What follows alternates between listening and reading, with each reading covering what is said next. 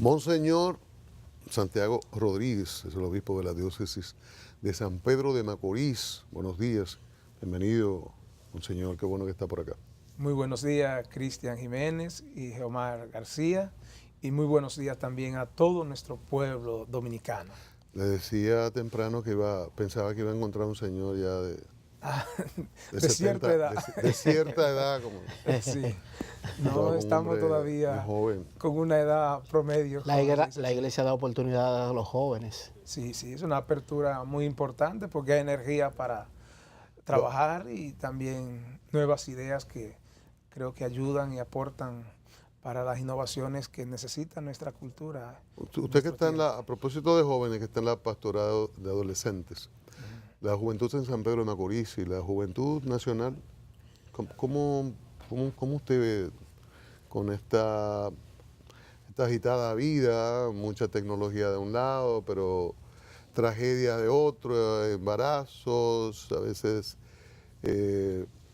feminicidio, suicidio, hay una cierta convulsión en la juventud? Sí, esto encierra toda una situación difícil para el joven de hoy.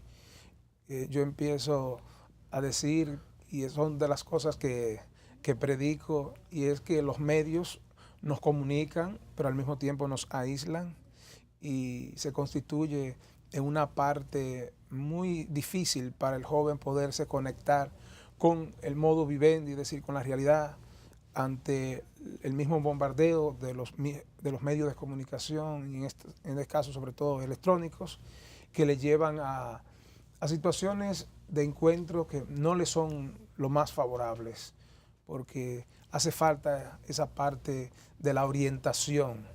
Creo que esto al joven es fundamental, su orientación del preguntarse hacia dónde quiere ir, hacia dónde quiere llegar, y esto pues realmente al joven, estos espacios no son tan comunes por la misma rapidez que se está viviendo. ¿El liderazgo cumple esa función de orientación? Me refiero al liderazgo en sentido general, ustedes como iglesia, pero también el empresarial y sobre todo el político, que es el que determina las grandes políticas públicas del país.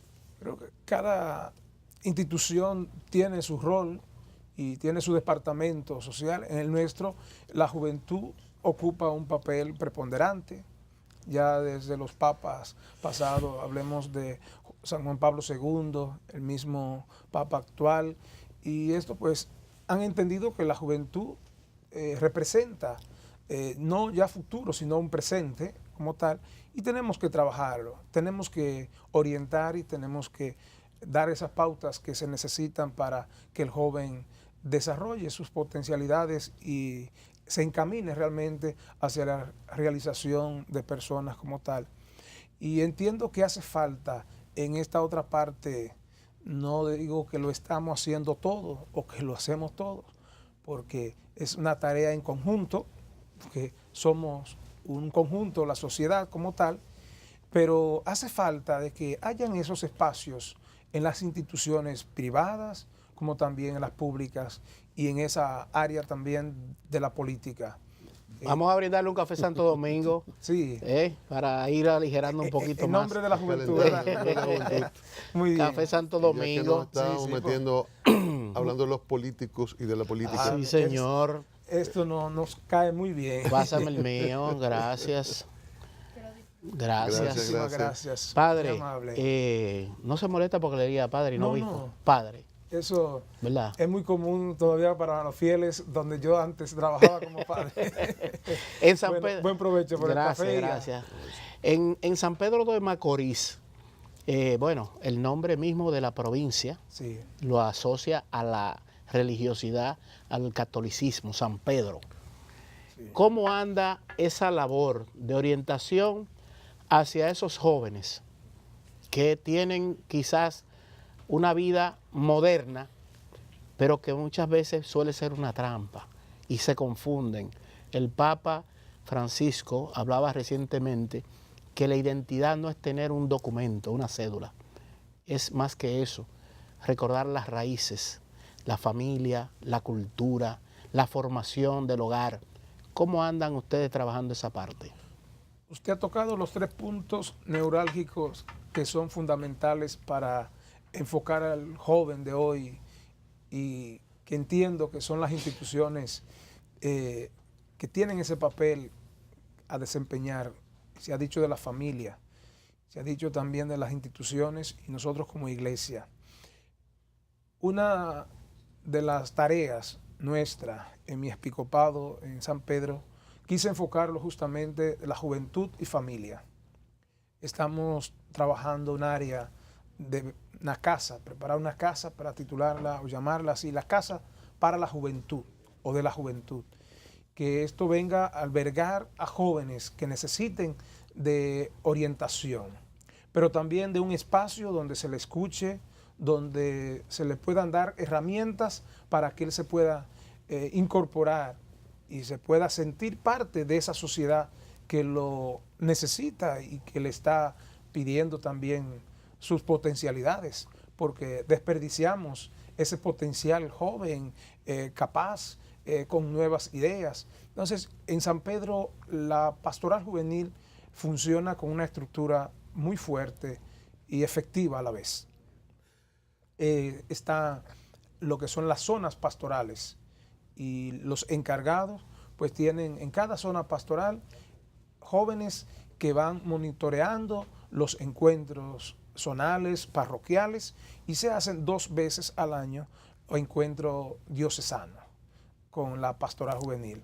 Entonces esto ayuda y mantiene en un dinamismo constante a los jóvenes que pertenecen y quieran también pertenecer, incorporarse a los trabajos pastorales de la iglesia. ¿Ustedes estimulan la participación de los jóvenes en política?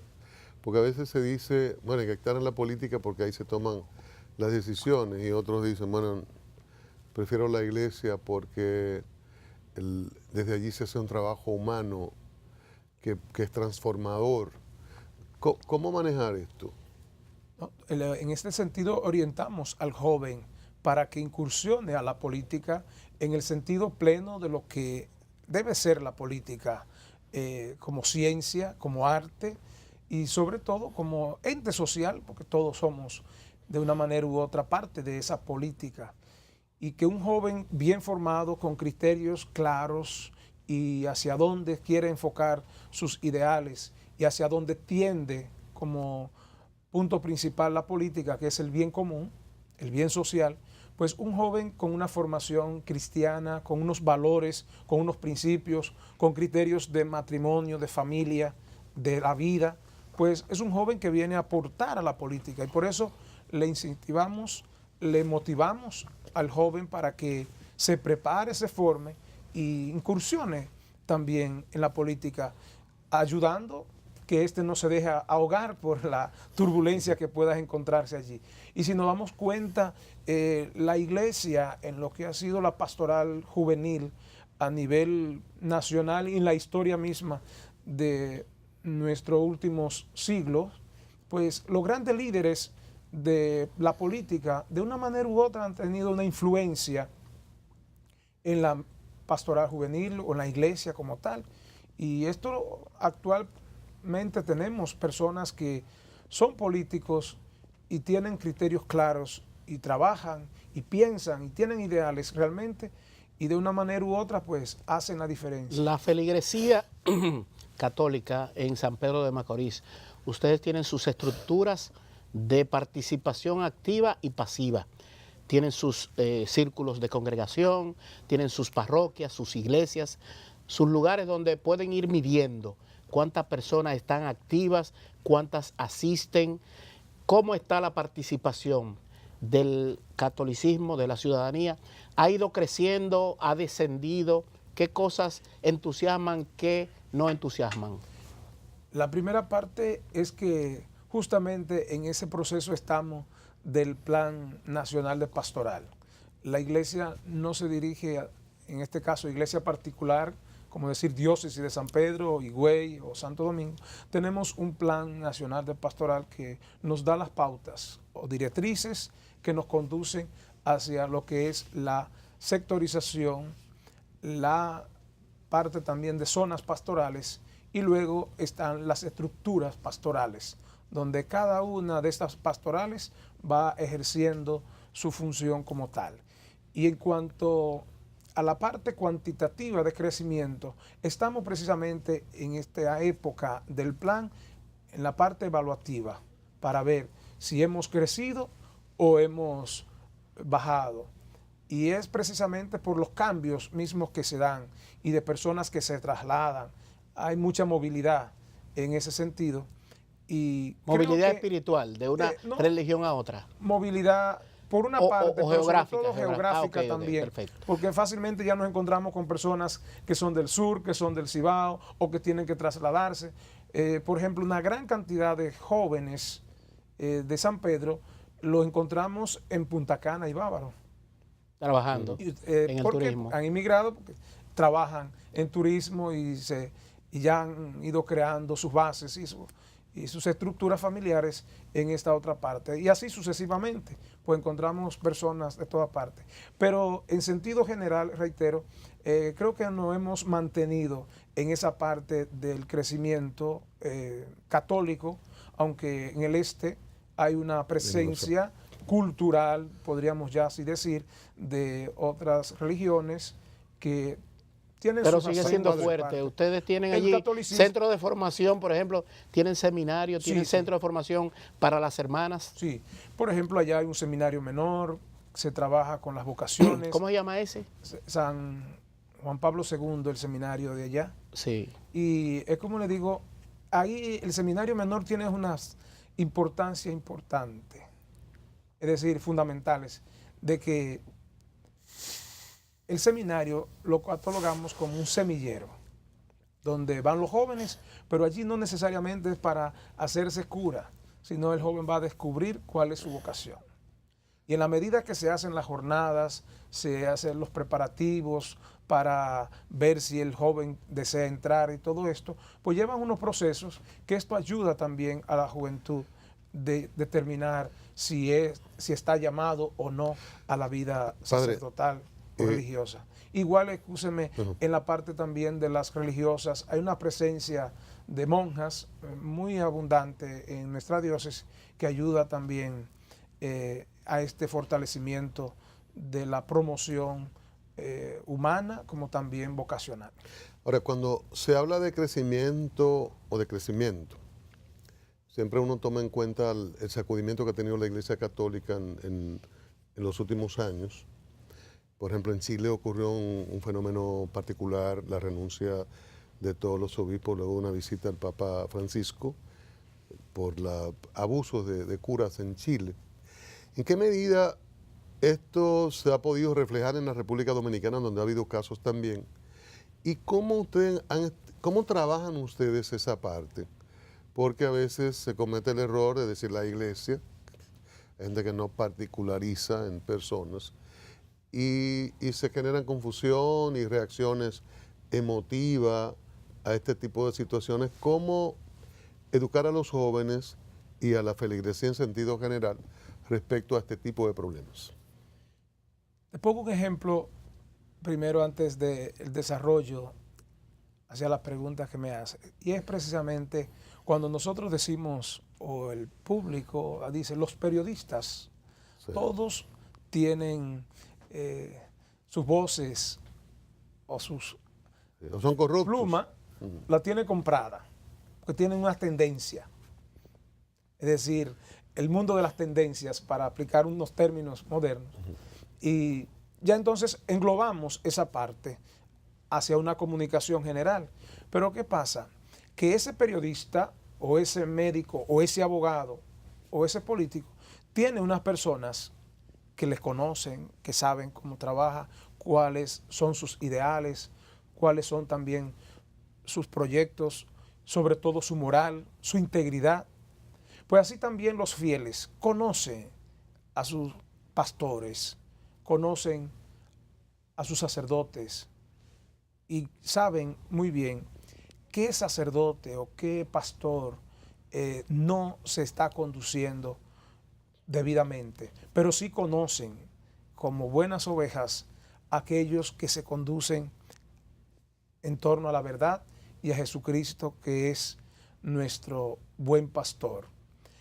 Y hago este ejemplo porque todas estas realidades que de una manera u otra tienen sus escuelas negativas, no vamos a negarla, pero sirven a la vez para que cada quien entonces fortalezca su fe, no en una persona o en una estructura religiosa, sino más bien en una persona que se llama Jesucristo, donde, como dice el Papa Francisco, la Iglesia Católica no es un lugar donde están todos los santos, sino más bien donde se congregan justos y pecadores y allí buscan realmente la salvación, la sanación.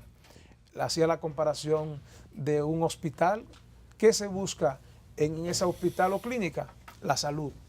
La iglesia, pues, así van también muchas personas con diferentes situaciones y de una manera distorsionada, pues realmente desenfocan y empañan, podríamos decir, el verdadero mensaje y el verdadero sentido del ser cristiano. Hemos visto como una suerte de revolución moderna en la Iglesia Católica a partir del estilo de vida incluso y del discurso del Papa Francisco, las cosas que ha hecho, que ha provocado, ha variado incluso la simbología en la iglesia.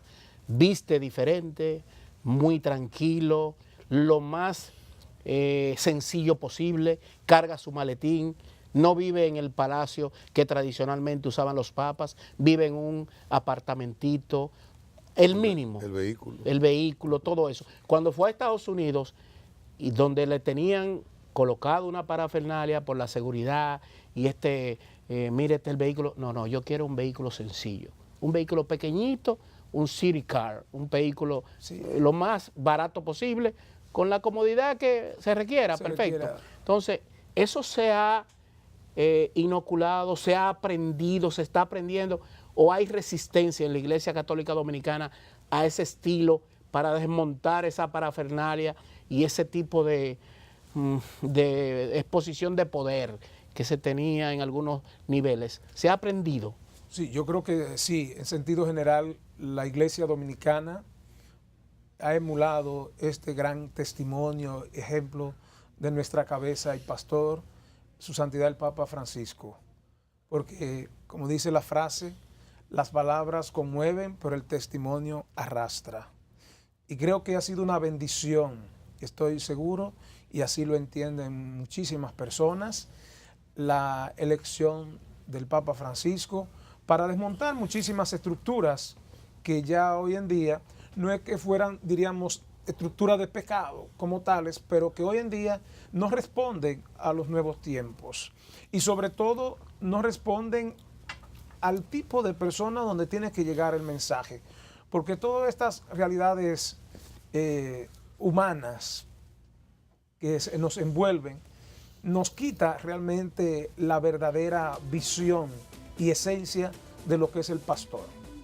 Por eso aquí hemos asimilado, y la iglesia en toda su doctrina a nivel mundial, pues ha asimilado esta dimensión del Papa, sobre todo con su carta, podríamos decir, de presentación de su papado, la exhortación apostólica Evangelium Gaudium, cuando se refiere que la iglesia tiene que ir a las periferias, tiene que ir al excluido, al rechazado, a la persona que no cuenta y que debe de iniciar una nueva evangelización, una nueva promoción humana en ese sentido. Yo creo que estas son enseñanzas que vienen a que cada pastor, cada cristiano comience a emular la cabeza que fue el mensaje y la enseñanza misma que Jesús le dio a sus discípulos cuando incluso en un momento querían puestos a Santiago y a Juan, que pidieron uno a su derecha y otro a su izquierda, y los otros ya sentían recelo, todas estas cosas de lo que producen los cargos y los puestos. Y Jesús aprovecha esta ocasión para llamarlo entonces y decirle, no así entre ustedes. El que quiera ser primero, que sea el servidor de los demás. Que quiera ser grande, aquí que se ponga a servir. Por lo tanto, la categoría cargo, rango, cosas por el estilo que podamos mencionar en la iglesia, se ganan en el servicio. Padre, finalmente un breve mensaje con motivo del Día de la Constitución, sobre todo ahora que hay personas hablando de cambiarla nuevamente. Sí, justamente hoy es el día 6, donde se celebra y se conmemora esos 174 aniversarios, ¿verdad?, de nuestra Constitución o Carta Magna, como se le llama para nuestro país. Yo creo que nuestra exhortación al respecto es que no se dejen pasar acontecimientos como esto, porque no es celebrar una fecha como tal, sino más bien celebrar un acontecimiento. Y la Constitución Dominicana fue un acontecimiento que, así como la salvación que costó sangre, Jesucristo derramando su sangre, así fue esta Constitución, es decir, nuestra libertad. Hablar de Constitución, hablamos de libertades de una nación, de un país. Y más que libertad, identidad. Entonces, esto significa mucho para dejarlo solo como una fecha y no entrar a una celebración o a una motivación de un hecho, de un acontecimiento que sigue teniendo una gran repercusión en nuestra nación. Por lo tanto, creo fundamental que se debe preparar más en este campo, sobre todo de la educación a los estudiantes, prepararle, enseñarle lo que esto constituye. Yo estoy seguro, y si se haría la prueba que se enviara periodistas o personas a hacer una encuesta, a preguntarle a las personas qué se celebra hoy, pues realmente en las nubes estarían. Bueno, por eso, terrible. eso es muy difícil y al mismo tiempo problemático para una nación que olvide su historia. De modo que esto de los cambios que son necesarios en un sentido cuando vienen a beneficiar lo que en sí en ella se resguarda, que es la libertad, que es el bien común. Por lo tanto, hay que conocerla para de esta manera también poderla amar y entender los cambios que se puedan dar para el bien, reitero, de una nación, de un país. Gracias, Monseñor. Importante, y qué bueno que pudo desplazarse de San Pedro Macorís para acá, y sabemos que tiene muchas actividades, pero le agradecemos este momento con nosotros y de exhortación al país. Así que muchísimas gracias a usted, Cristian, igual que Omar, Gracias por venir. por esa oportunidad que nos dan para dar a conocer. Y estamos a la también orden nuestro aquí pueblo. siempre. A la hora. Santiago Rodríguez, Monseñor Santiago Rodríguez y Rodríguez, obispo de la diócesis de San Pedro de Macorís, ha estado con nosotros. Reiteramos las gracias a él, a ustedes, y mañana de nuevo aquí en A Diario.